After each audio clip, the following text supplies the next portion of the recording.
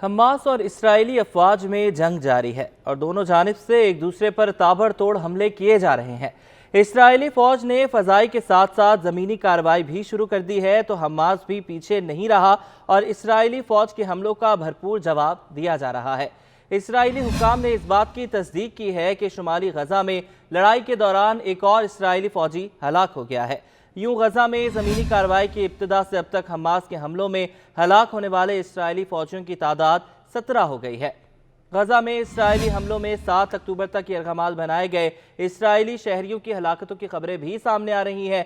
Hamas के ज़ेरे इंतज़ाम वजारत सेहत ने कहा है कि जनूबी इसराइल से अगवा किए गए यरगमालियों में से 7 अफराद मंगल को गजा में जबालिया पनागुज़ीन कैंप पर इसराइली फ़ज़ाई हमलों में हलाक हुए। इसराइल की जानिब से शुमाली गजा पर हमलों और शहरियों की हलाकत के बाद इसराइली फौज ने शहरियों को शुमाली गजा से इनखला की मुतादिद हिदायत की, जिसके बाद गजा के लाखों शहरी इस पट्टी के जुनूब में मुंतकिल हो चुके हैं। लेकिन जुनूबी गजा में भी इसराइली बमबारी का सिलसिला जारी है, जिसकी वजह से अक़वाम मुत्तहिदा और दीगर इमदादी तंजीमों ने खबरदार किया है कि गजा में कोई भी जगह आम शहरियों के लिए महफूज नहीं है।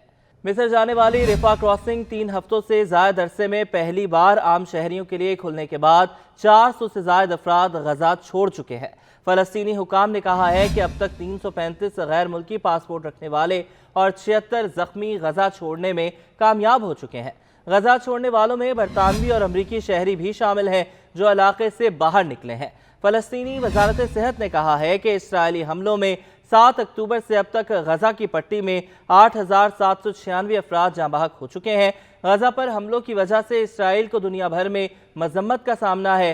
बोलीविया ने इसराइल के साथ अपने सफारती ताल्लुकात मुनक़ता करने का ऐलान कर दिया है। यूं बोलीविया पहला लातीनी अमरीकी मुल्क बन गया है जिसने गजा की पट्टी में अपनी फौजी कार्रवाई पर इसराइल से सफारती ताल्लुकात तोड़ लिए हैं। इससे पहले रूस, चीन, ईरान और तुर्किया की जानिब से भी इसराइल को सख्त तनकीद का निशाना बनाया गया है। रूस और चीन ने कहा है कि खित्ते में जारी कशीदगी तीसरी आलमी जंग में बदल सकती है। इसराइल और हमास के दरमियान जारी तनाज़े में शिद्दत के दौरान चीन की जानिब से सालसी की एक गैर मुतवक्के पेशरफ्त भी सामने आई है, लेकिन मुबस्सिरीन ने कहा है कि चीन जो किरदार अदा करने का ख्वाहा है उसमें उसे महदूद कामयाबी ही मिल सकती है। चीन के आला सिफारतकार वांग यी ने मुस्तकबिल में बड़ी इलाकाई जंग के खदशे के दरमियान वाशिंगटन में हुक्काम के साथ तनाज़े पर बातचीत की है, जबकि अमरीका ने अहद किया है कि वो चीन के साथ मिलकर इस तनाज़े का हल तलाश करने की कोशिश करेगा।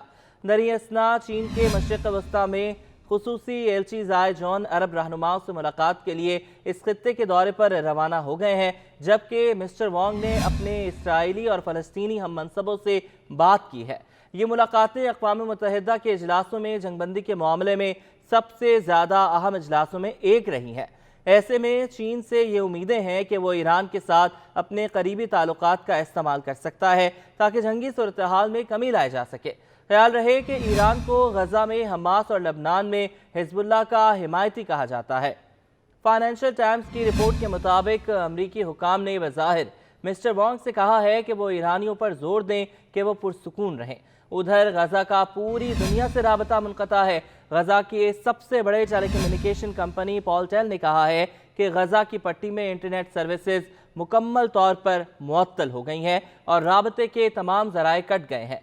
कंपनी ने कहा है कि जो राब्ता निज़ाम पहले बहाल किया गया था वो दोबारा मुनक़ता हो गया है। फ़लस्तीनी हिलाल अहमद ने कहा है कि गजा में इसकी टीमों से राबता मुनक़ता हो गया है और उन्हें खदशा है कि उनकी टीमें एमरजेंसी तिबी सहूलियात देने के काबिल नहीं रहीं, जबकि पूरी दुनिया में रहने वाले फ़लस्तीनियों के लिए गजा में अपने प्यारों से राब्ता करना मुश्किल हो गया है और इनमें परेशानी बढ़ती जा रही है।